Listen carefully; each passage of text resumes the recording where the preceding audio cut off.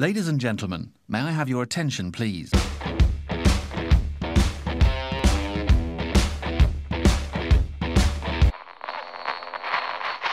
Bonsoir. Je suis très heureux de vous accueillir pour une nouvelle soirée dans la boîte. J'espère que tout le monde va bien et que mon nouveau micro vous offrira un son à la hauteur d'un concert de U2, mais je vous promets que je ne chanterai pas. Bienvenue au nouveau, merci aux autres de rester, je le dis chaque fois, mais c'est important. Nous sommes de plus en plus nombreux, même merci à toi Thierry, tu as invité pas mal de Mais monde. merci. Bonne nouvelle, la boîte est vaste, elle peut accueillir beaucoup de monde, vous pouvez continuer d'inviter vos connaissances pour que plus personne ne soit triste ou seul le jeudi soir. Un petit mot sur le fonctionnement pour les gens qui découvrent nos soirées. Si vous êtes avec nous sur Discord, félicitations, c'est pas toujours simple, hein. Nous pouvons voir vos commentaires en temps réel via la chatroom et nous tenterons d'y répondre au maximum, c'est la top priorité.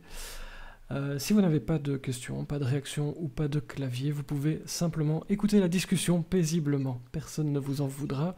Par ailleurs, et si les dieux de l'informatique sont toujours avec moi, mais vous m'entendez déjà, ça peut être pas mal, et cette rencontre est diffusée en direct sur notre groupe facebookien.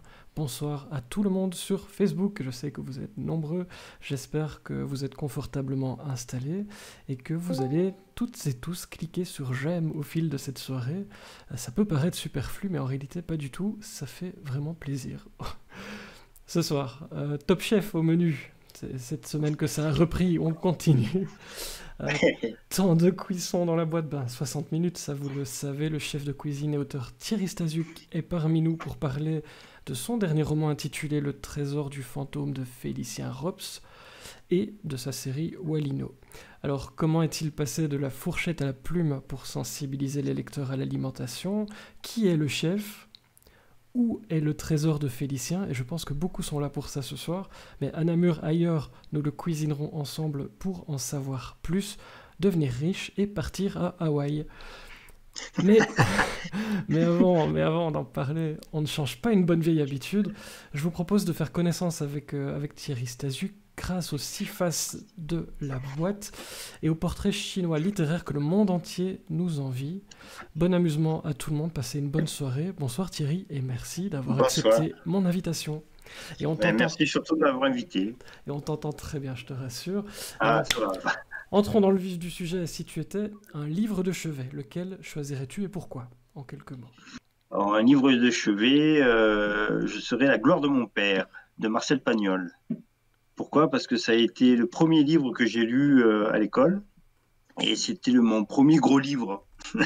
Et en même temps, je me suis vachement identifié au personnage parce que je suis de Marseille, donc je connaissais très bien la région et je me retrouvais avec mon petit frère dans la garrigue en train de chasser les fourmis ou ainsi de suite, comme on raconte dans le livre. Et donc ça te rappelle de très bons souvenirs. Si tu étais un format, poche, Oui. grand format, e-book, audio, autre chose, quel format choisirais-tu? Oh, broché. Ouais. Parce que je trouve que c'est un très bon format. Le poche, j'aime bien aussi, ouais, mais le broché, j'aime bien. Je trouve que ça fait un beau livre. Voilà. Si tu étais une question que tu détestes qu'on te pose. Oh, je réponds à toutes les questions. Il n'y a pas de problème. Sinon, j'ai des jokers. Parfait. Si tu étais une maison d'édition. Si j'étais une maison d'édition, déjà, je serais celle qui m'ont accepté dans leur groupe littéraire. Donc, oui, je serais Jet d'encre ou les éditions namuroises. Et on en reparlera évidemment au cours de cette soirée. Si tu étais un rayon dans une librairie. Alors, je pourrais vite dire rayon cuisine ou gastronomie, mais je dirais plutôt voyage, parce que je suis quelqu'un qui adore voyager, faire des rencontres. Et en même temps, grâce au voyage, je découvre des nouvelles cultures, des nouvelles gastronomies, des nouveaux lieux, et c'est ce qui m'intéresse dans les voyages. Si tu étais un marque-page original. Tu peux mettre de la nourriture, mais tu n'es pas obligé. Non, je ne mettrai pas de la nourriture. Par contre, j'ai un marque-page, c'est une plume que j'ai ramassée lors d'une visite au zoo au Parc d'Asia avec mon fils. mon petit asticot qui m'avait ramassé une plume d'un oiseau orangé, rose, et que je garde pour marquer mes pages, un souvenir. Et puis voilà, ça me fait penser à notre petit partage de moments ensemble. Si tu étais un personnage, fictif ou réel, lequel choisirais-tu? Euh, alors, bon, il y en a plein, mais Indiana Jones. Je t'imagine Ouais, bien voilà. en Indiana Jones, ça peut être sympa. C'est un de mes personnages favoris. Si tu étais un temps de conjugaison,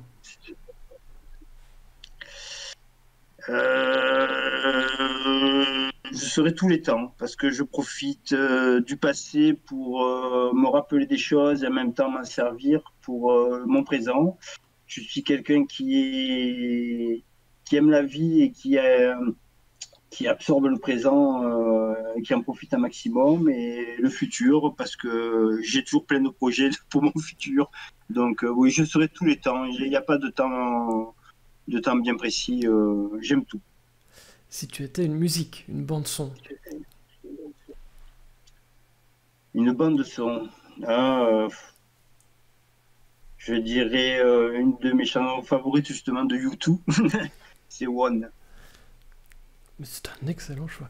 Un signe de ponctuation dans ton Oh, clavier. un signe de ponctuation. Alors je vais te dire quelque chose, je dirais putain ou con, parce que chez nous c'est une ponctuation à Marseille. On finit toujours les phrases par ou putain ou con. Donc c'est mon Alors, signe de ponctuation qui me correspond bien. j'en rajoute une petite pour toi. Si tu étais une recette de cuisine, parmi tout ce que tu Ah, sais si je faire. serais une recette de cuisine. Ouais. Euh, Alors, ça serait plutôt plongé dans mes souvenirs parce que j'ai une de mes recettes favorites, mais malheureusement, je pourrais plus jamais y manger parce que c'était ma tata Lala qui m'a élevé jusqu'à l'âge de 4 5 ans parce que mes parents ils étaient commerçants et donc ils pouvaient pas me garder et c'était ma tata Lala qui me gardait et elle faisait un gigot d'agneau à la marocaine avec des pommes de terre au safran et au cumin. C'était une tuerie et malgré que je suis chef de cuisine, mais j'arrive pas à refaire comme elle faisait elle. Et mais voilà, c'était un très bon souvenir et c'est ce qui fait partie aussi de la cuisine, c'est de marquer la mémoire par les odeurs ou les goûts. Et si tu étais un verbe, Rêver, parce que je rêve aux choses et puis j'essaie de les accomplir. Donc le mot rêver me correspond bien, je pense. Ouais. alors Thierry, je vais t'avouer quelque chose. On a énormément de pain sur la planche. Sans vilain jeu de mots. Je vais en faire plein pendant la soirée, vous Oui, non, tracassez mais pas. Euh, je te propose de prendre la direction des fourneaux pour la question qui déboîte. Les prochaines minutes ouais. vont nous permettre de comprendre comment tu es passé de la fourchette à la plume pour sensibiliser les lecteurs, petits et grands, à l'alimentation saine, du coup, ou à la malbouffe, tu me diras. Oui. Pendant que je glisse subtilement les couvertures de tes premiers livres dans la chatroom, la première question qui va te renverser par son incroyable originalité, peux-tu nous Ouais. présenter ta série Walino en quelques mots? Oui, eh ben, Walino, en fin de compte, c'est une série. Alors, à la base, c'est un rêve que j'ai fait et que j'ai trouvé en me réveillant super intéressant. Et puis, j'ai dit à ma femme, je vais écrire un livre. Bon, bien sûr, elle me connaît très bien, donc elle a commencé à lever les yeux au ciel, à dire qu'est-ce qu'il est encore en train de m'inventer. Et donc, par défi, par moi-même, et je me suis dit, ben, je vais essayer d'écrire justement un conte culinaire. Et donc, j'avais tellement de choses à raconter que finalement, d'un livre, j'ai fait 3 tomes d'à peu près 300 pages à chaque fois. Et donc, allez, comment dire, c'est vraiment l'histoire que j'aurais aimé qu'on me raconte quand j'étais petit. Et, euh, et donc, c'est une méchante sorcière malbouffe qui arrive dans un royaume qui s'appelle Walino, qu'on découvrira au fil des pages, ben, que c'est la Wallonie. Et qui, qui, par un tour de passe-passe, fait disparaître le roi et la reine et qui implante des usines cholestérol dans le royaume et qui détruit tout. Enfin, euh, l'environnement, les liens sociaux, parce que tout le monde ne fait que travailler, et ainsi de suite. Et ce sont les enfants du royaume qui essayent de sauver justement leur royaume, aidés par des magiciens Ben et Titus, et qui vont voyager à travers le monde pour découvrir des cultures différentes, des effets néfastes de la malbouffe justement à travers le monde, que ce soit de la pollution, que ce soit de la pêche intensive, et ainsi de suite. Et donc j'ai mis tous les personnages que les enfants connaissent depuis leur plus tendre enfance, c'est-à-dire des dragons, des chevaliers, des pirates, mais je les ai mis dans un contexte culinaire.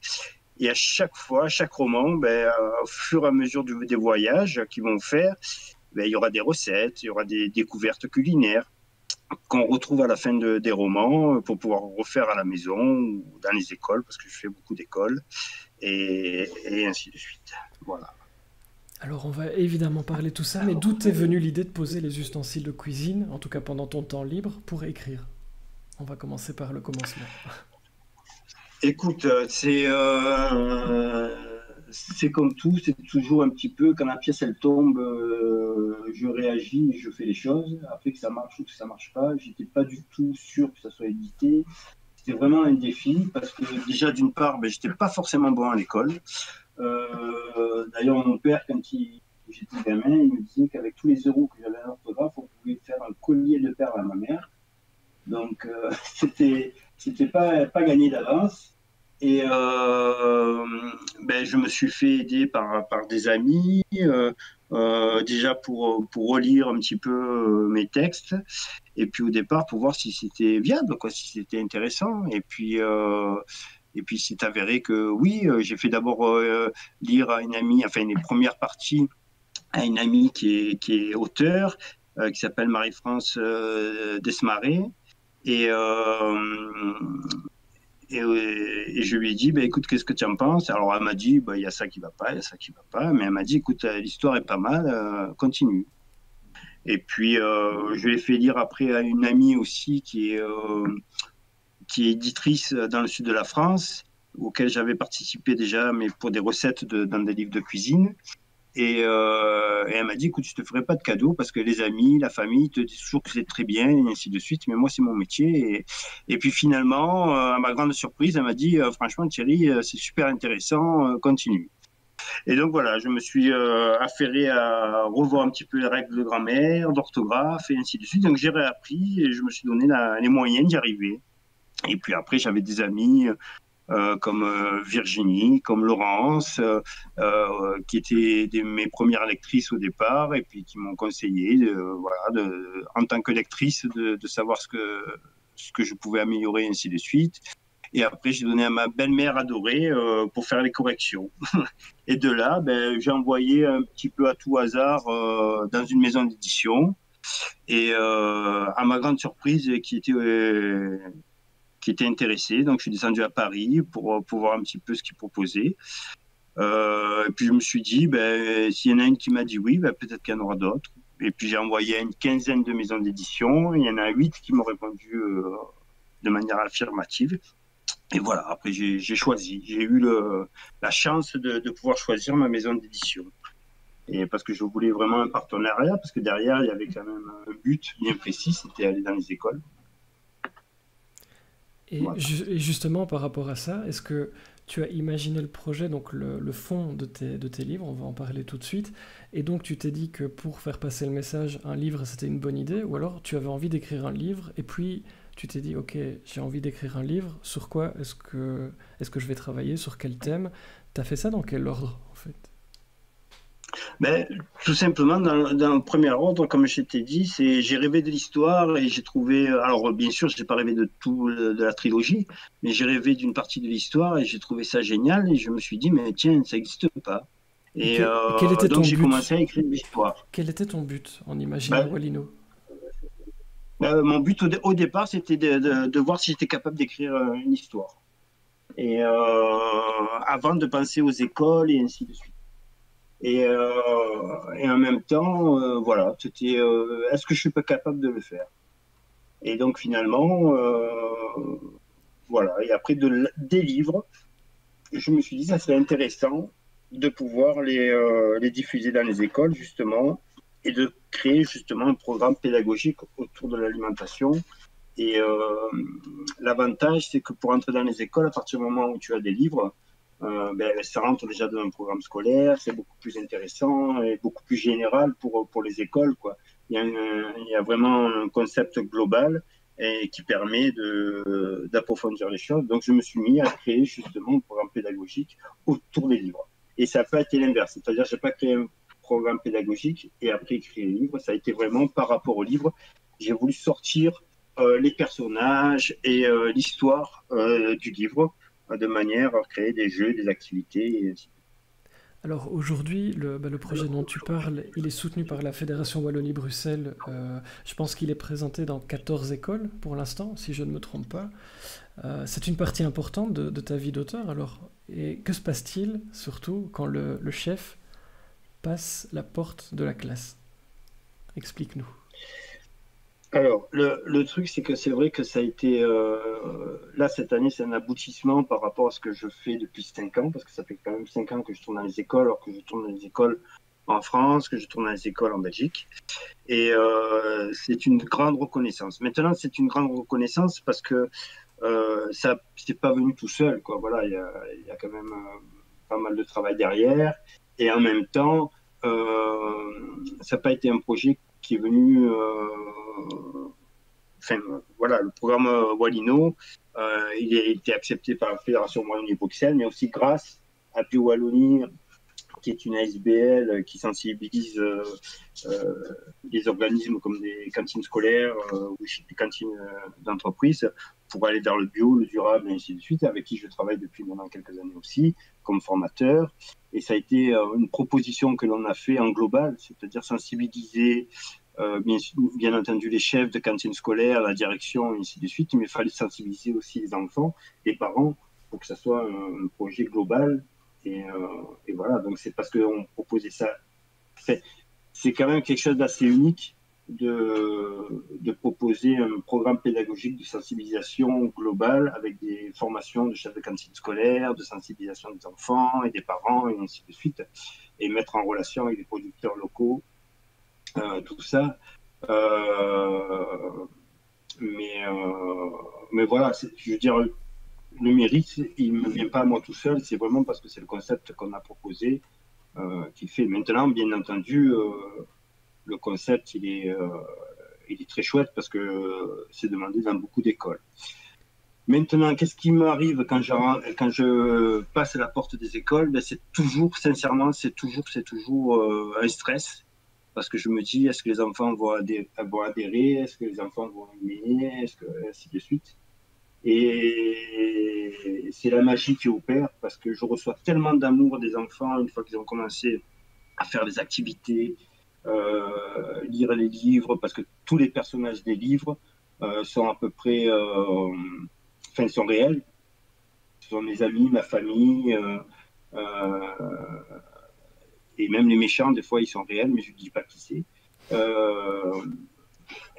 Et tout ça fait que c'est vraiment quelque chose de magique. Ça fait 5 ans que je suis étonnamment surpris de ce qui se passe, quoi, parce que bon, je ne m'attendais pas du tout, et voilà. Donc ces livres, ils sont dédiés aux enfants on va dire de 10 à 12 ans, 9 ans, s'ils commencent déjà à lire. Et après, la grande surprise, c'est que moi, j'ai commencé à écrire pour les enfants, mais j'ai autant d'adultes que d'enfants qui les lisent, parce qu'ils retrouvent quand même pas mal de choses. Comme disait la fille de ma meilleure amie, qui disait, il y a 2 lectures, il y en a une pour les enfants, mais il y en a une pour les adultes aussi. Des choses que moi, j'ai pas pu apprendre à l'école, par exemple, et donc ça m'intéresse beaucoup. Tu parlais des activités que tu fais avec les enfants en classe. Est-ce que tu sais donner 1 ou 2 exemples concrets pour que les gens qui nous écoutent puissent visualiser? Je vais glisser quelques photos que tu m'as gentiment envoyées, comme ça vous voyez un petit peu à quoi ça peut ressembler quand Thierry Stasiuk rentre dans une classe avec tout son matériel. Mais voilà, si pendant ce temps-là tu veux donner des exemples concrets, je pense que ça intéressera les personnes qui nous écoutent.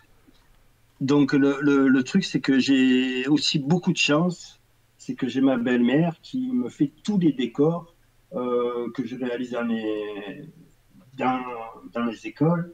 Alors c'est pareil, je suis quelqu'un qui a beaucoup d'imagination, donc je lui dis de me faire un décor bien précis, et puis voilà, après elle est partie. Des fois je lui casse les pieds parce que là par exemple elle est en train de faire un monstre géant de plus de 2 mètres, tout en bouteilles recyclées ou en déchets de poubelle, parce qu'on a sur un projet bien précis. Et donc là, par exemple, vous voyez la photo, c'est une boîte de collation dans les écoles, et c'est la sorcière Malbouffe qui a mis que des produits sucrés. Donc de là, je raconte une petite histoire, les enfants doivent deviner le nombre de sucre qu'il y a dans les produits industriels, et à la grande surprise, on s'aperçoit qu'il y a du sucre vraiment de partout. Là, par exemple, ce sont les boîtes en dessous que vous avez, c'est les 5 sens. Donc, à travers un escape game, je m'amuse à leur faire découvrir les 5 sens, parce que les 5 sens sont super importants pour la cuisine, quoi, parce qu'on va jouer avec ces 5 sens pour pouvoir créer, pour pouvoir déguster, pour pouvoir imaginer des plats. Et donc, je mets tous les jeux autour des livres des personnages pour que vraiment faire sortir les personnages des livres. Et en même temps, ce qui permet aussi d'attacher les enfants à des personnages qui vont un petit peu comment dire ça, s'identifier. Voilà, merci. Je t'en prie, je suis là pour ça. Et donc là d'un seul coup, c'est magique, parce que voilà, à partir de là, les parents, ils sont ils adorent et ils félicitent les écoles d'avoir eu un projet aussi riche, ou alors ils viennent me dire oh, tu m'embêtes parce que maintenant, chaque fois que je viens avec une lasagne toute faite, ma fille elle me dit que je suis la sorcière Malbouffe. Donc c'est rigolo, mais en même temps, voilà, c'est sympa parce qu'on voit que ça marche, quoi.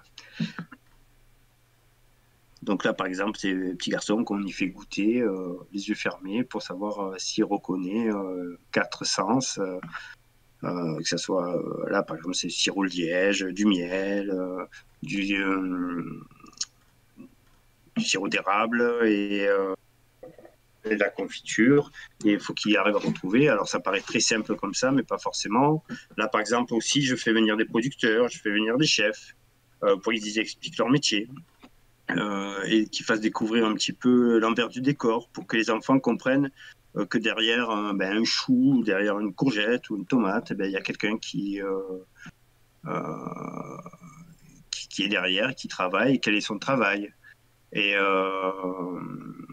là, par exemple, aussi, on avait fait du fromage. Donc, chaque élève était reparti avec son fromage. Donc, on avait fabriqué du fromage dans la classe et on leur a appris à faire. Et après, ce qui est super drôle, c'est que les enfants ils veulent refaire à la maison du fromage chez les parents, quoi.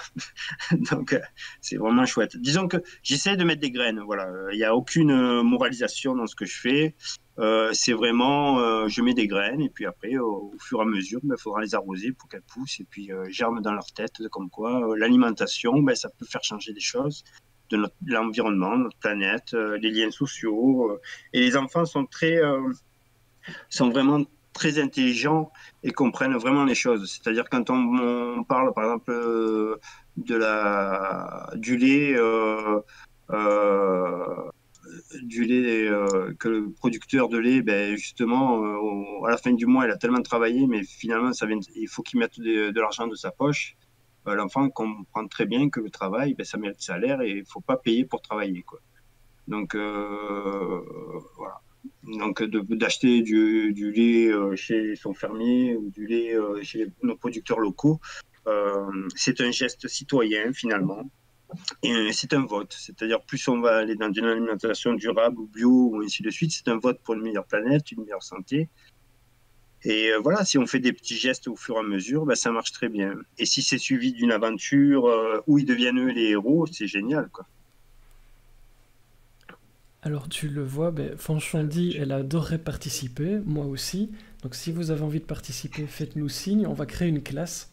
et on va faire venir, Voilà, c'est ça. on va faire Mais venir je peux pas le Thierry. faire pour les adultes, hein, je l'ai déjà fait. Mais enfin, on en avait parlé quand on a préparé un petit peu cette heure passée ensemble, et oui, moi ça me passionne. Depuis que je te connais, je trouve ce Ben travail oui. incroyable.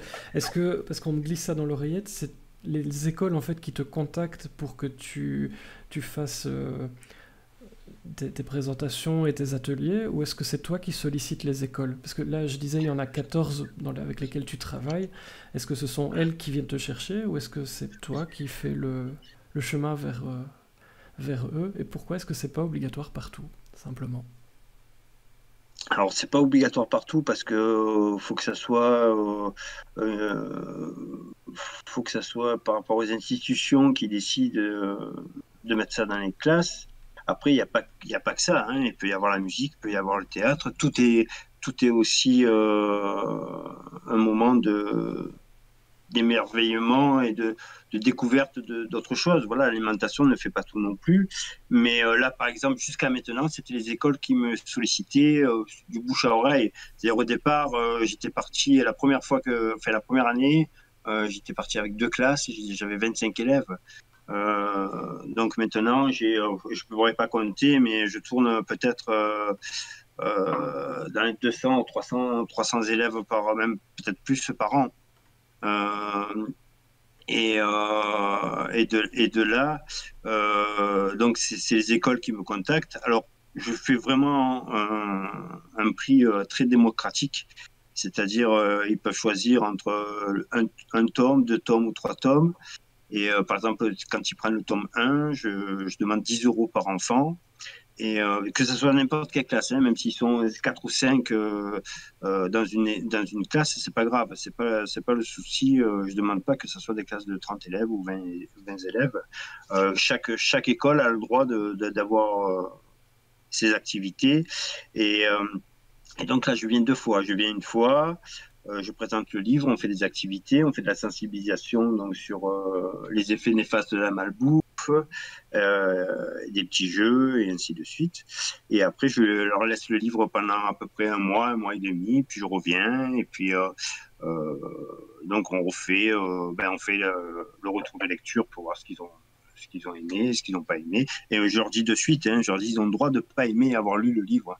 Ils ont le droit de ne pas aimer l'histoire, ou ainsi de suite. Ça arrive rarement. Ça arrive rarement, mais ça peut arriver. Alors souvent, après, quand on creuse un peu, parce que moi, je leur demande de savoir ceux qui n'ont pas apprécié, ben, souvent, c'est parce qu'ils ont dû lire le livre. Voilà, c'est pas l'histoire qui leur a pas plu, c'est de lire le livre. Parce que les enfants, à l'heure actuelle, il y a quelques enfants qui aiment pas lire. Bon, et c'est normal, voilà. C'est pas gênant. Ils apprécieront peut-être plus tard. Mais ce qui est important, c'est de se dire que Walino, il est lu dans les écoles. Et ça, pour un auteur, je pense que c'est génial. Toi, tu as déjà fait aussi des rencontres avec des classes. Et c'est vraiment exceptionnel, quoi. C'est un retour merveilleux. Je confirme, c'est exceptionnel. Et Fanchon demande s'il y a des dessins ou des images dans tes livres. Alors, dans Walino, il n'y en a pas. Alors, Walino, il n'y en a pas pour 2 bonnes raisons. C'est parce que la tranche d'âge commence déjà à lire correctement et je voulais vraiment qu'ils puissent créer leur imaginaire. Euh, je trouve ça génial quand on débat avec les enfants, que chacun ait l'imagination de son personnage favori ou du méchant, ainsi de suite. Et je trouve qu'à l'heure actuelle, avec tous les écrans que l'on a, des films, des trucs comme ça, je trouve qu'il manque un petit peu de sa propre imagination. Et je leur fais souvent la comparaison. Est-ce qu'il y a des enfants qui ont déjà lu des livres et vu des films après? Et souvent, ils ont tous la même réflexion, en train de dire, ben oui, j'ai été déçu parce que j'ai préféré le livre. Donc voilà, c'est pour ça. Par contre, dans mes autres livres, là, j'ai mis des dessins parce que j'essaye de toucher une population peut-être un peu plus jeune et qui a besoin, d'images. Et en plus, bon, voilà, c'est sur le folklore, tout ça, ils ont besoin d'avoir une représentation concrète des vrais personnages. Que là, ce sont des personnages imaginaires. Donc, bon. Et donc, je vous lis la Alors, réaction souvent, de Moloko. Vas-y, je t'en Ouais, prie. ben justement, je vais répondre. Parfait. Donc, c'est vrai qu'il y a 50% des enfants qui n'aiment pas la lecture. Ben, je peux te garantir que je peux fausser le problème. Parce que, voilà, le truc, c'est que l'inconvénient, c'est que souvent dans les écoles, on donne un livre et on dit, voilà, il faut lire. Là, moi, j'apporte une histoire, j'apporte des personnages qui sortent du livre, j'apporte tellement de choses qu'avant de lire le livre, les enfants, ils ont envie de lire, de connaître l'histoire. Et ça, je trouve que, et je l'ai fait en deux choses différentes, c'est-à-dire, il y a une école qui m'a demandé, en plus cette année, qui m'a demandé de lire le livre avant que j'intervienne. Ben, on n'a pas du tout la même réaction que si j'interviens, ils lisent le livre après. Parce que voilà, on apporte l'histoire, on apporte les éléments. C'est un petit peu comme quand tu vois une bande-annonce d'un film, ben, ça te donne envie de, de, de voir le film. Maintenant, si tu vois que la couverture ou que l'affiche, ben, pas forcément. Mais je suis sincèrement très surpris de voir les enfants qui aiment lire. Mais parce qu'on les a peut-être incités à lire de manière un petit peu différente. Et, et voilà, je pense que c'est une approche qu'il faut avoir sur la lecture, c'est-à-dire voilà, pas juste donner un livre et te dire voilà, il faut lire tel livre et ainsi de suite. Et l'avantage, c'est qu'avec ce programme-là, comme on implique beaucoup de choses, les instituteurs qui s'impliquent dans le programme, franchement, ils font des trucs géniaux avec ça. Et moi, je suis surpris de voir la qualité du travail qu'ils peuvent faire après et que les enfants. Je suis vraiment, voilà, comme je te disais au départ, je suis vraiment impressionné de voir l'amour que je peux avoir à des enfants parce que justement, ils sont sortis du livre. Et je trouve c'est ça important. Tu sais, quand je disais que Marcel Pagnol, moi, quand j'ai lu La gloire de mon père, il m'a fait sortir de l'histoire parce que je me revoyais avec mon frère et ainsi de suite. Ben, c'est un petit peu dans cet état d'esprit-là, Walino, quoi. C'est que voilà, je veux vraiment que les enfants sortent du livre et des personnages et qu'ils puissent, eux, changer les choses. C'est un petit peu aussi leur donner un petit message de dire qu'eux, ils peuvent être des héros en choisissant leurs aliments, en mangeant différemment, et ainsi de suite. Quel est ton meilleur souvenir dans une classe? Est-ce que tu as une anecdote amusante ou effrayante ou émouvante? Quel est un souvenir comme ça que tu aurais envie de partager avec nous ce soir? Il y en a plein. Il y en a J'imagine. plein. Euh, je me rappelle de deux petites filles à Follet-Tombe une fois où j'étais revenu, donc ça faisait la troisième ou quatrième fois que je venais, et puis elle me dit oui, maman, elle n'a pas voulu acheter des œufs bio, alors je me suis roulé par terre dans le magasin pour qu'elle achète des œufs bio, en fait, des trucs comme ça. Après, alors, c'est ce que je disais, quand on approche la lecture comme ça, j'étais hyper surpris de voir que des enfants qui ont d'énormes lacunes en lecture ben, veulent lire à haute voix, veulent lire au tableau, veulent même des institutrices qui me disent ah lui tu vas voir ça va être compliqué parce qu'il est super introverti et ainsi de suite. Et à la fin de la journée, il lève le doigt, il veut participer, parce que l'avantage dans le programme Walino, c'est qu'il n'y a vraiment aucun enfant qui est laissé de côté. C'est-à-dire celui qui n'aime pas la lecture, ben, il a droit. Il y a les ateliers de cuisine, il y a des jeux. Ceux qui ne veulent pas jouer et qui n'aiment pas la cuisine, mais il va quand même manger parce qu'il y a des dégustations. Et donc au final, j'ai jamais vu un seul enfant ne, ne pas participer, quoi.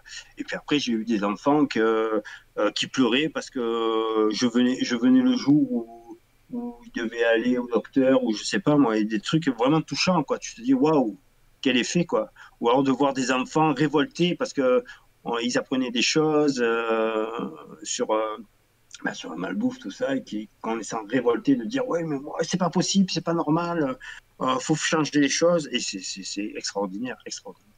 Et dans la consommation actuelle, donc allez, on va dire l'Occident pour rester dans la région ici, quelles sont les choses qui t'énervent le plus et que tu mets en avant forcément dans ces ateliers? Qu'est-ce qui t'énerve dans ce qu'on mange ou dans ce qu'on ne mange pas? Oh, sincèrement, ce qui m'énerve, c'est pas nous en tant que consommateurs, parce que nous en tant que consommateurs, ben, on est un petit peu piégés. Et c'est surtout ben, les publicités mensongères ou les trucs comme ça, où on capte l'enfant sur des belles publicités, belles musiques ou beaux dessins, mais on sait que c'est de la malbouffe. Voilà, euh, faut vraiment faire attention à ça. Donc ça, je le combats fortement. Maintenant, faut pas être moralisateur ni quoi que ce soit parce que chacun fait ce qu'il peut avec le niveau qu'il peut. Mais si on montre que voilà, parce que moi souvent ce qui m'énerve, c'est qu'on dise que la malbouffe ça coûte pas cher. Et donc c'est pour ça que les gens qui ont des petits budgets ou des comme ça, ils s'attaquent là-dessus parce que c'est pas cher, que le bio c'est cher, que la bonne nourriture c'est exclusivement pour les gens qui ont de l'argent. Euh, et je dis faux, c'est faux, complètement faux, quoi, parce que je fais la comparaison dans les écoles. Tu as des trucs de pâtes toutes faites là où tu n'as plus qu'à rajouter de l'eau. Ça coûte plus de 2 euros et tu n'as rien dedans, rien, à part que du sel ou des produits comme ça. Alors que si tu te fais des pâtes toi-même, ça te coûte 10 fois moins cher et tu mets des bons produits. Et le temps, oui, le temps. Après, je vais être un peu plus sévère là-dessus, c'est-à-dire le temps, on le passe surtout à regarder peut-être de la télé-réalité ou des trucs comme ça. Et c'est pour ça que les choses sont compliquées, quoi. Donc, on est passé d'une attablée où on prenait le temps de partager des choses, ainsi de suite, à quelque chose d'individuel et regarder devant la télé. Maintenant, voilà, c'est chacun va viser ce qu'il a envie, mais voilà, c'est un peu facile, je trouve, de dire que c'est la bonne nourriture, c'est trop cher, mais la bonne nourriture qui coûte son juste prix, ça permet aussi de rémunérer correctement les producteurs et ainsi de suite, parce que ça, faut pas l'oublier, hein, la nourriture pas chère, entre guillemets, les producteurs ou ceux qui la fabriquent ne sont pas rémunérés correctement. Hein. Donc ça, c'est... Le problème de la malbouffe, c'est l'éducation. Ben ouais, exactement, avec les parents ou ainsi de suite. Et c'est pour ça que moi, quand j'ai créé Walino, le programme Walino, c'est que je me suis dit, ben, c'est un petit peu comme la sécurité routière. C'est-à-dire, on est de suite très sensible à la sécurité routière quand ce sont nos enfants qui nous disent de mettre la ceinture, de ralentir parce que c'est dangereux, et ainsi de suite. Donc, je me dis, ben, c'est peut-être les enfants qui vont pouvoir dire aux parents de changer les choses. Et pourquoi ils arrivent à nous faire changer des choses quand c'est d'un mauvais côté de produits très sucrés ou très gras, et ainsi de suite, parce qu'ils ont vu à la télé.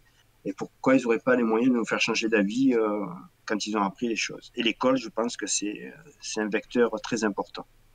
Et donc j'ai partagé un petit sondage dans la chatroom sur Discord. Vous pouvez répondre sur Facebook aussi, on verra ça un peu plus tard. Mais quand vous étiez à l'école, avez-vous reçu un ou une auteur en classe et on a une écrasante majorité de non. Il n'y a pas eu d'auteur dans les classes Non. Et j'en fais partie. Non, Et donc les choses évoluent. Tu réagis comment à ça? En disant ça bouge un petit peu? Ah ouais, moi je trouve que c'est... Ben là, avec le truc Objectif Plume, je trouve que c'est génial quoi, ce qu'ils ont créé. Quoi, de suite de mettre en relation l'auteur avec les écoles et ainsi de suite. Mais il faut reconnaître aussi, bon après, je ne suis pas un dinosaure, mais faut reconnaître que Internet, tout ça, ça facilite les choses aussi. Parce que avant, comment on faisait pour contacter un auteur? C'était pas possible. Il fallait écrire. On n'était pas sûr que déjà à la poste ça arrive. Et puis ceux qui nous répondent. Maintenant, avec Internet, ça va beaucoup plus vite. Et je pense que sincèrement, si j'aurais fait ça il y a peut-être 15 ans de ça en arrière ou un truc comme ça, et que ça aurait pas, enfin, Internet et ainsi de suite n'étaient pas autant développés, ça aurait peut-être pas eu le même succès. Donc il faut vraiment se dire qu'il faut profiter de la technologie de son temps pour faire les choses aussi. Tu es conscient qu'après cette soirée dans la boîte, tu vas avoir des demandes par centaines et que je viens peut-être de plomber ton agenda pour les Ben, 3 mon ans qui agenda est viennent. déjà complet. Mais Fin oui. juin est déjà Mais complet. c'était une de mes questions parce que les personnes qui nous écoutent me demandent ça. Ton agenda, moi je le sais parce que on en avait parlé, mais il est complet pendant un petit temps là déjà. Oui, déjà, bon, déjà cette année scolaire, c'est fait, c'est foutu quoi. Parce que là, jusqu'en juin, fin juin, je suis overbooké. Après, ce qui se passait au début que j'avais lancé le programme, par exemple, c'était septembre, octobre, je commençais à avoir déjà des écoles qui me demandaient pour l'année, quoi. Maintenant, en janvier, février, j'ai déjà pour l'année 2021-2022, quoi, qui m'ont déjà réservé, un truc comme ça. Donc après, voilà. Après, ça évolue aussi parce que là, par exemple, avec la Fédération Wallonie-Bruxelles, ben, je suis obligé de trouver d'autres solutions pour pouvoir, parce que je peux pas me couper en 12 parce que je travaille aussi, hein, mais je fais pas que ça. J'ai un boulot à plein temps. Et, euh, et donc, je suis en train de former une équipe qui pourra me seconder aussi par certains moments, quoi.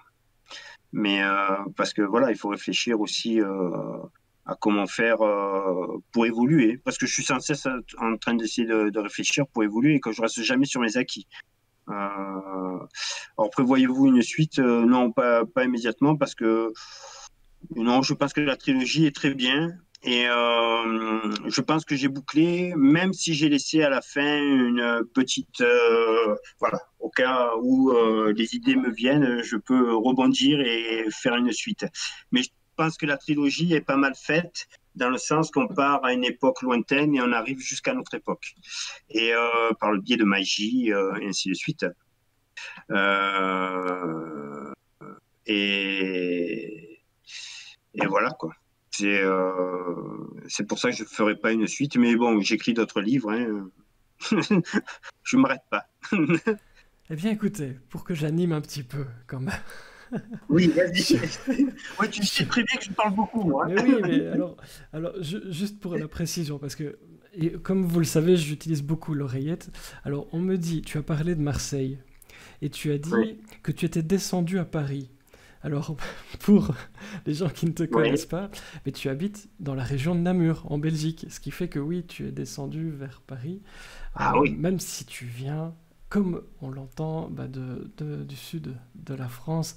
Mais ici tout de suite, après cette petite précision tout à fait passionnante, je vous propose de passer à la boîte blanche. Pour les gens qui découvrent nos soirées, eh ben, je ne vais plus parler, c'est comme une carte blanche mais dans la boîte. Notre invité a donc totale liberté pendant quelques minutes.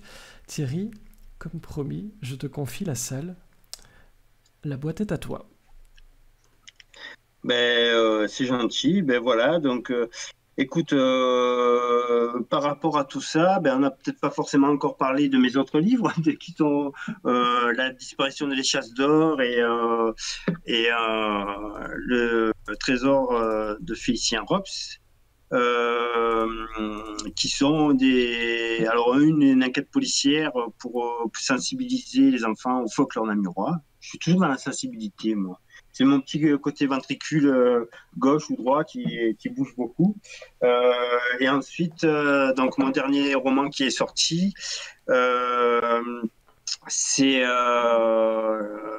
c'est une chasse au trésor dans les rues de Namur pour découvrir un petit peu le patrimoine culturel et en même temps ben, l'artiste Félicien Rops, que pareil, je ne connaissais pas et par curiosité, j'en ai entendu parler. En plus, on le voit de partout, hein, que ce soit des restaurants, que ce soit des salles de vente, que ce soit des rues.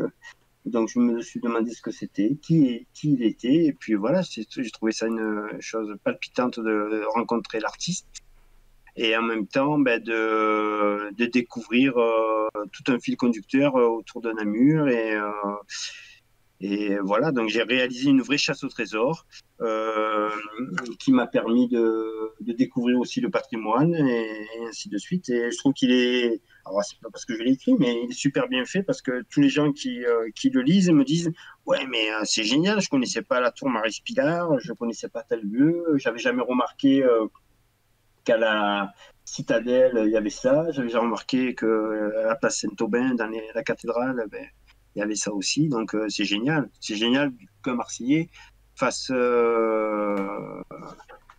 fasse découvrir le patrimoine namurois ou namurois. Je trouve ça rigolo. Voilà, et puis de là, avec un artiste photographe, on est en train aussi de créer des photos d'art autour. Pareil, je fais sortir mes personnages de Walino pour faire découvrir une autre manière différente la sensibilisation. Je crois que je t'avais mis quelques photos, Fred. Et donc, il y aura plusieurs scènes sur. Là, c'est la publicité. Il y aura aussi l'influence de la publicité. Il y aura aussi les déchets dans les rivières. Voilà. La sorcière malbouffe qui sort de la télé pour proposer aux enfants de la nourriture industrielle, alors qu'ils ont un très bon petit déjeuner avec des produits locaux, de saison. Et donc, on va diffuser ça en espérant de pouvoir le diffuser au plus grand nombre. Donc, avec mes enfants ou les amis de mes enfants. Et voilà. J'inclus toujours tout le monde. Hein, tout le monde doit participer. Eh bien, écoute, je te propose d'entrer dans la boîte de Pandore parce que, comme je l'avais promis et prédit, on va évidemment parler de tes autres livres. Le temps qui reste sera consacré aussi à vos questions, de manière plus ou moins chaotique, à la marseillaise, mixée avec du namurois. On ne se refait pas. Si vous êtes sur Discord, donc n'hésitez pas à les écrire dans la chatroom. Je vais essayer de suivre. Mais on va un peu parler de tes autres livres parce que tu as tellement de choses à dire.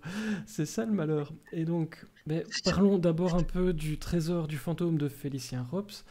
On a vu, j'ai mis sa photo. Tu nous as pitché le livre, c'est merveilleux. Alors, c'est une chasse au trésor, hein, comme si les Goonies débarquaient à Namur. Moi, c'est ça, exactement. Ah, et oui. j'adore les je n'en doutais pas. Est-ce que tu as foulé le pavé à Namur pour construire cette histoire? Donc tu dis que c'est une chasse au trésor dans les rues de Namur. Comment ça s'est passé pour imaginer ce parcours? Alors écoute, c'est parce que avec la disparition des chasses d'or, on va dans les écoles avec le folklore namurois, donc les enfants lisent le livre et puis je fais venir des groupes folkloriques pour qu'ils découvrent en vrai. Tu vois, je fais encore sortir les personnages du livre. Et donc là, il y avait des réflexions des enfants qui me disaient ouais, mais on va visiter Namur, mais la forêt de Malone, c'est loin. Et ainsi de suite. Je me suis dit, il faudrait que j'écrive quelque chose intramuros. Et puis voilà, donc c'est un petit peu la suite, mais on n'est pas obligé de lire Les Chasses d'Or pour lire celui-là. Et en fin de compte, j'ai fait vraiment la chasse au trésor, quoi. Je me suis amusé à aller dans les musées, dans les cathédrales, dans les églises, dans la rue, chercher la plaque qu'il fallait. J'ai vraiment fait cette chasse au trésor et je me suis déjà, moi, régalé. Et en même temps, j'ai appris plein de choses et des choses qui me serviront pour d'autres ouvrages parce que on ne sait pas tout mettre non plus, puis il faut que ça soit cohérent dans l'histoire. Et puis voilà, quoi, c'est super amusant et en même temps, voilà, je me suis régalé à essayer de faire découvrir des choses et puis ça fonctionne parce que voilà, les enfants ils adorent, les adultes aussi, ils trouvent que c'est génial que je leur fais découvrir je leur fais redécouvrir leur ville et c'est très flatteur et en même temps c'est chaleureux, quoi, de se dire waouh. Alors, je vais répondre à Moloko. C'est à partir de quel âge? À partir de 9 ans. Voilà. Ceux-là, ils sont peut-être un peu plus faciles à lire. Ils sont un peu moins épais. Mais à partir de 9-10 ans, ouais, c'est largement. Là, on a fait des 3e et 4e primaires. Voilà. Et pourrions-nous faire la chasse au trésor en lisant à la fois votre livre? Ouais. Mais en plus, on est en train de faire avec mon illustratrice Véronique Seran, on est en train de réaliser une vraie carte au trésor auquel on va faire de petits indices pour que les écoles puissent se faire leur propre chasse au trésor. Et donc tu vas créer c'est un petit tu vas créer le peu jeu en réel alors, dans Namur. ouais, en réel, ouais. On va essayer de créer ça en réel et, et pour que justement les enfants lisent le livre, donc il y aura des indices dans le livre, mais en même temps qu'ils fassent leur propre chasse au trésor. Moi, je trouve ça que moi, j'adorerais faire ça, quoi. C'est Alors c'est moi quelque chose aussi, que du coup, c'est prévu pour quand? Parce que tu me donnes envie là. écoute, faudra qu'il soit prêt pour septembre l'année prochaine. Parce que là, de toute manière, je ne serai pas allé dans les écoles. Voilà, là, je suis overbooké. Donc, il faut qu'il soit prêt pour septembre, cette année, quoi. Cette année. Oui, c'est l'année prochaine scolaire, quoi. Mais la carte au trésor est déjà faite. Maintenant, il faut qu'on réalise vraiment les énigmes et tout ça, que ça soit cohérent et super amusant. Et justement, est-ce que tu veux coller à la réalité dans un but pédagogique, un petit peu comme ce dont on a parlé juste avant, Ouais, ou est-ce que tu ouais. t'accordes une certaine liberté Faut- quand tu abordes les lieux, Namur ou autres, et le folklore, on va parler des échasses juste après, mais est-ce que tu as une volonté d'être très très très rigoureux par rapport à la réalité, ou est-ce que voilà, tu peux Non, te permettre de... je me sers de la réalité pour créer l'histoire. Mais écoute, le truc, c'est que, enfin, c'est ce qui est vraiment génial, c'est que en faisant des recherches, tout ça, je trouve toujours le fil conducteur pour continuer l'histoire et trouver des trucs super intéressants, des articles de journaux, des trucs comme ça. Tu te dis, mais merde, on dirait que ça a été fait pour moi. Et puis voilà. Mais il y a toujours ce côté romanesque et voilà, sur les chasses d'or, l'intrigue, elle n'est pas forcément vraie, mais elle n'est pas forcément fausse non plus. Il y a vraiment une je trouve que je me débrouille bien là-dessus, quoi. De trouver vraiment on ne sait plus si c'est vrai, si c'est faux. Tout le monde me dit, mais c'est vrai ou c'est pas vrai? À vous d'en faire votre idée, quoi. Mais même mon éditrice, des fois, elle me dit, mais c'est vrai ou pas? Tu vois. Alors que les éditions namuroises, ils ont quand même calé sur tout ce qui est namurois. Hein, mais, donc, je mets le doute. Donc, je trouve ça génial. Alors, ben, on va parler un petit peu de la disparition de l'échasse d'or. Ben, j'ai l'impression que tu aimes les choses qui disparaissent et les quêtes pour les retrouver. Alors, c'est quoi cette échasse d'or disparue et qui sont les échasseurs pour les gens qui nous écoutent mais qui ne connaissent pas les échasseurs? Est-ce que tu peux nous Alors, les présenter? Et je sais que ouais, ton fils en est un, donc je pense que ouais. tu vas Oh, pouvoir il est en nous... couverture. Exactement. C'est celui qui a son chapeau. Mais oui, les échasseurs, c'est pareil. Tous les groupes folkloriques, moi je suis de Marseille, donc je ne connaissais pas trop. Oui, au fait de Wallonie, j'en voyais passer quelques-uns. J'ai vu une ou deux fois des combats comme ça, mais sans trop m'y arrêter. Et puis un jour, à l'école de Suarlé de mes enfants, en fin d'année, ils ont réalisé un programme autour justement des groupes folkloriques. Et c'était exceptionnel, c'était génial. Enfin, tous les parents, c'était une des meilleures sanctifères qu'on ait vues, quoi. Et en discutant autour de moi, je me suis dit, est-ce que vous connaissiez? Pareil que moi, ouais, ils connaissent de loin, quoi, mais sans plus. Et j'ai essayé de voir si ça existait des livres pour enfants, justement, autour du folklore. Et il n'y en a pas, il y a des très beaux livres de photos, d'explications historiques, et ainsi de suite, mais pour les enfants, ça n'existait pas. Alors je me suis dit, ah bah tiens, je vais m'amuser à le faire. Mais pour que ça soit amusant, voilà, je me suis dit, il faut que ça soit une enquête policière pour un petit peu moderniser euh, la vision du folklore, quoi. Alors, toute modestie, hein, je dis pas que c'est des trucs vieillots, au contraire, c'est très d'actualité, le folklore, notre patrimoine. Et, donc, voilà, et puis mon fils est rentré chez les chasseurs. Les chasseurs, ce sont le seul groupe sur joute qui combattent. Donc il y a beaucoup d'échasses à travers le monde, que ce soit dans les Landes, que ce soit en Chine, que ce soit dans beaucoup de pays, en Amérique du Sud et ainsi de suite, mais qui font des combats sur les chasses. C'est les seuls au monde. Donc ils essaient de rentrer au patrimoine mondial de l'UNESCO. Et c'est quelque chose fabuleux de les voir combattre. C'est vraiment quelque chose d'intensif. Et moi, en tant que papa, c'est dur des fois de voir son petit garçon tomber ou ça. Mais bon, voilà, ça fait partie du jeu. Pour eux, il y a pas plus de risque que de jouer au rugby ou au foot. Maintenant, il tombe de plus haut, mais voilà. Mais c'est vraiment quelque chose de fabuleux. Ce sont des gens adorables qui s'occupent très bien des enfants quand ils font les entraînements et ainsi de suite. C'est vraiment une famille, on va dire. Ça devient une famille. Et puis, tous les groupes folkloriques, ils sont adorables, quoi. Ils sont adorables, ils sont toujours présents quand je leur demande de venir pour les écoles, tout ça. C'est toujours les premiers à dire oui, oui, on vient. Et puis, ils sont toujours pleins de surprises. C'est vraiment. Enfin, moi, en tant que Marseillais, rentrer à Namur et rencontrer autant de gens namurois, folklore et un truc, c'est quelque chose que j'aurais jamais imaginé en venant vivre ici, quoi. Alors, tu l'as évoqué tout à l'heure, tu travailles avec l'illustratrice Véronique Serrand. Peux-tu nous dire un mot sur cette rencontre et sur cette collaboration avec elle? Alors, Véronique Serrand, c'est tout simplement, c'était une maman d'école. Et de la même école enfin, on a nos enfants dans la même école, quoi. Et une fois, elle m'avait montré les dessins qu'elle faisait. Elle est à l'Académie des Beaux-Arts de Namur et elle avait fait un style de bande dessinée sur un passage de Walino. Et je trouvais ça génial, quoi. Et puis au salon du livre de Malone, euh, des auteurs namurois. On était assis l'un à côté de l'autre et je lui ai dit écoute, je suis sur un projet sur les échasseurs. J'ai dit folklore namurois, est-ce que ça t'intéresserait de faire les dessins? Et puis elle m'a dit oui, pourquoi pas. J'ai dit écoute, tu lis l'histoire et si ça te botte, voilà.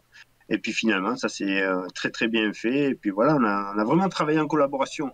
C'est-à-dire, on est allé ensemble, on a pris des photos des lieux, des trucs, des groupes. Elle partait dessiner pendant les activités folkloriques et ainsi de suite.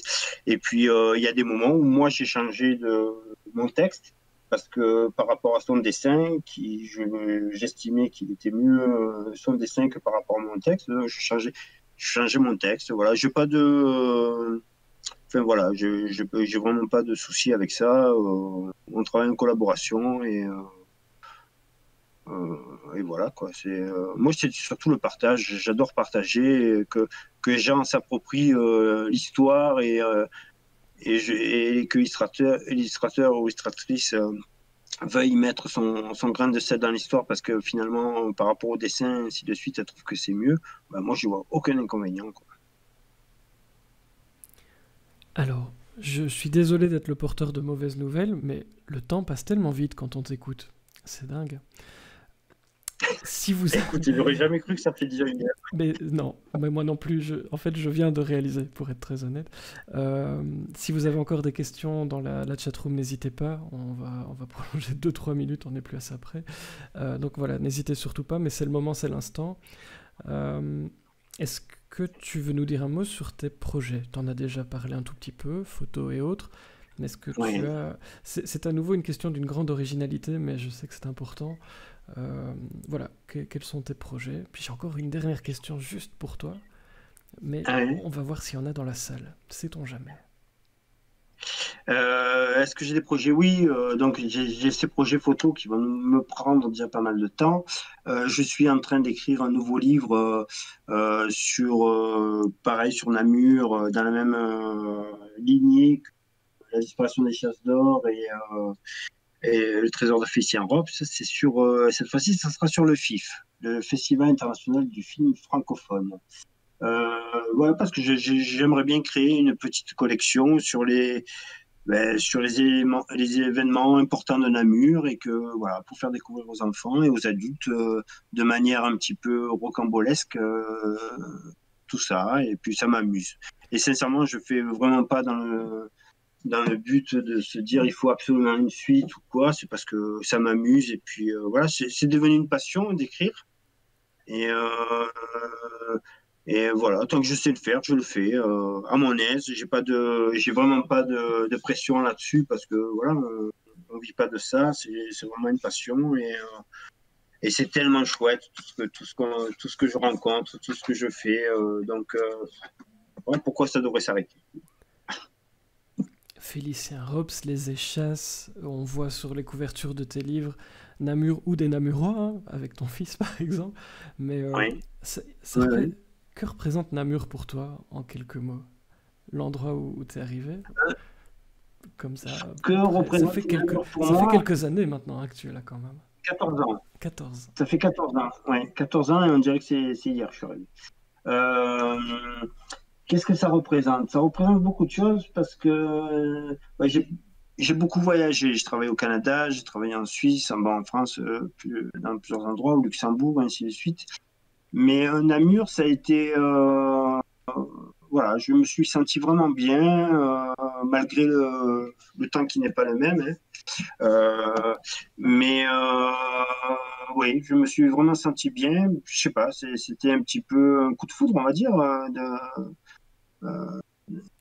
du coin et j'ai posé mes valises et voilà quoi. J'ai rencontré ma femme, ma nouvelle femme, enfin, ouais, parce que moi c'est des longues histoires. On va passer le sujet. Donc voilà, Ça, parce qu'au départ une je suis autre venu émission, pour une ça, Française qui habitait en Belgique et je suis resté pour une Belge qui habitait en France. Voilà, c'est ça. C'est plus tard, c'est ça dans la soirée. Voilà. En fait, il y a une autre heure, entre 23h et minuit, où tu pourras expliquer toutes tes rencontres. Et Fanchon demande quel est le plus beau lieu de Namur. Ouais. De Namur à mes yeux. Oh. Alors, je vais dire que c'est pas un lieu, c'est un endroit. C'est un bâtiment. C'est que pendant 6 ans, j'étais copropriétaire du libraire Toqué à Namur avec Benoît Close. Et c'est une grande histoire et d'amitié et professionnelle parce que grâce à cette, même si ça a été compliqué, parce qu'on sait tous le monde de la librairie est très compliqué, ça a été le déclencheur d'énormément de choses. Donc d'ailleurs, Ben et Titus, c'est un petit peu moi et Benoît. Et dans Walino, le lieu magique où tout se passe, c'est dans la librairie Enchantée, qui est le libraire Toqué. Alors peut-être qu'il y en a qui connaissent. Et on était la seule librairie culinaire de Belgique. On faisait des cours de cuisine, et ainsi de suite. Et voilà, donc je dirais là où je suis le plus attaché, c'est ce bâtiment-là. Et pour vous dire, quand on l'a vendu, je suis plus retourné. Maintenant, c'est un truc de soupe, sandwich, tout ça, mais je suis plus retourné parce que voilà, c'est un peu difficile pour moi à l'heure actuelle de encore retourner. Mais ça y viendra certainement. Voilà. Sinon, la vue de la citadelle, bien entendu, et voilà. Et un endroit que j'aime bien, que c'est l'Enjambé. Je trouve que c'est super ce qu'ils ont fait là. Alors, si vous voulez écrire sur par exemple sur SPI, je suis votre homme pour vous guider. Ah, c'est chouette. Pourquoi pas? Il y a sans doute de quoi faire. Écoute, j'ai une dernière question. Ah, ben voilà. À ton avis, si vous vous croisiez, que dirait le Thierry enfant au Thierry qui est avec nous dans la boîte ce soir? Waouh! Qu'est-ce qu'il dirait Qu'est-ce qu'il dirait de toi aujourd'hui? Que je suis devenu un hyperactif alors que je ne l'étais pas du tout. Mais voilà quoi. Qu'est-ce qu'il dirait? Je pense qu'il serait fier de savoir que j'essaye d'aller au bout de mes rêves. Voilà, et que peu importe le chemin, parce que c'est pas forcément rapide, c'est pas sans embûches, mais que finalement je vais toujours au bout de ce que j'ai entrepris. Et je trouve que c'est ça qui est chouette, quoi. Voilà. Je pense que après j'ai mes défauts que Thierry dirait oh là tu exagères quand même. mais voilà quoi. C'est je pense que voilà. C'est puis j'ai la vie que je me construis et ça c'est déjà chouette de pouvoir arriver à se construire la vie comme on a envie, même si c'est pas tout le temps parfait ni tout le temps voilà sans embûche. Eh bien, nos 60 minutes 64 minutes s'achèvent déjà, c'est incroyable. Que souhaites-tu nous dire pour conclure cette très très belle soirée en ta compagnie? Eh bien, écoutez, j'étais ravi de participer et c'est la première fois que je fais un truc comme ça et je trouve que c'est génial ce que tu fais, Fred. Et continue parce que ça permet de rencontrer bien des gens et de manière justement dans cette période qui est un peu compliquée où on n'a pas le droit de se voir ou des trucs comme ça qui est assez perturbante. Je trouve que des initiatives comme tu fais, ben, c'est génial parce que voilà, ça permet d'échanger et à l'heure actuelle, je crois qu'on en a tous besoin et d'échanger, de partager et voilà. Et puis, je voulais remercier aussi tous les gens que j'aime et que voilà, qui me suivent et qui me soutiennent dans tout ce que je fais, que ce soit ma femme, mes enfants, mes beaux-parents, mes parents, Laurence, Virginie, Sarah, Nathalie, on fait tout ça. Et je profite parce que c'est pas souvent qu'on peut le faire. Profite, écoute, Voilà. c'est ton moment. Et puis, si vous voulez me suivre, ben, la page Facebook, Walino, la sorcière mal bouffée d'une cholestérol et la disparition des chasses d'or. Et je serais ravi que vous vous joigniez à ma page et que vous pouvez commenter et suivre mes aventures. Parce que moi, je trouve que ce sont des aventures. Eh bien écoute, je te souhaite en tout cas de continuer à construire ce magnifique parcours. Moi je t'ai rencontré, on s'est assis côte à côte au Salon des auteurs namurois et je ne regrette pas du tout ce moment et ces 2 jours où on a vraiment beaucoup rigolé. Que ce soit sur Discord ou sur Facebook, merci de votre présence pour ce direct. Ces moments, comme l'a dit Thierry, n'auraient pas la même saveur sans vous et nous en avons plus que jamais besoin. Ça m'a fait oublier la journée, pour te dire comme tu es doué. Thierry, merci infiniment. Et pourtant, c'était pas simple. Merci infiniment pour cette heure et des poussières dans la boîte. N'hésitez pas à vous abonner à la chaîne YouTube de la boîte où se trouvent les replays de nos soirées, c'est gratuit. Vous pouvez même mettre des pouces bleus, c'est gratuit aussi. Et ça aussi, ça fait plaisir. Vous pouvez rejoindre le groupe sur Facebook, ça c'est gratuit aussi. Tout est gratuit en fait ici. Et ça, c'est bien. Et ça le restera toujours, comme dirait Marc. Les liens vont apparaître comme par magie dans quelques secondes. Parlez de la boîte autour de vous un maximum. Je te le promets, je vais encore continuer un petit peu. Mettez des j'aime, des cœurs, des pouces bleus sur YouTube si vous aimez ce qu'on fait. Je vous dis à très bientôt, je ne sais pas quand, pour d'autres moments à ne pas rater. D'ici là, merci de lire et d'être curieux. Prenez bien soin de vous et je vous souhaite une très très belle soirée.